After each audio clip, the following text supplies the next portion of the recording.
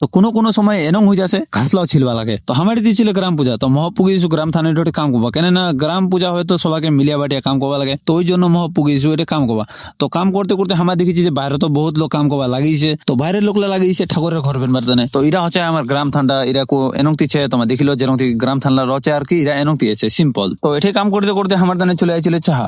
তো চা খাওয়া দেয় না আমার সিধা পুগিয়ে না বাজবাড়ি ঝান্টা কাটবা, কেন না ঝান্টা লাগে ঠাকুরের দানে। তো আমার ঝান্টা কাটাকাটি হয়ে গেল শেষ, তো হামাই লাইলে পুগে দিবা যাচ্ছি, ফেরারও পুগে দিয়ে হামা পড়াই দিল কাসুয়া কাটবা। তো হামা ফেরারও পুগি গেল এটা কাসুয়া কাটবার এটে, তো কাসুয়া কাটিয়ে হামা পুগি গেল ফেরারও গ্রাম ঠান্ডা। তো গ্রাম ঠান্ডা এটে দেখেছি একদম ভালো সাফা হয়েছে, একদম ঝলঝল হয়েছে তার ভাই। তো ওরা দেখে আনে তো হামা পুগি গেল সিধা একদম খিচড়ি খাবার এটে। তো হামা দেখেছি এলো খিচড়ি খান অবশ্যই এলো হয়নি, তো হামা গেলে খিচড়ি খান খিলাবে কোনি যত তক পূজা নিয়ে হবে। তো ইতি উতি ঘুরতে ঘুরতে কোন সটকে দেখেছি আসে না পূজা একদম স্টার্ট হয়েছে।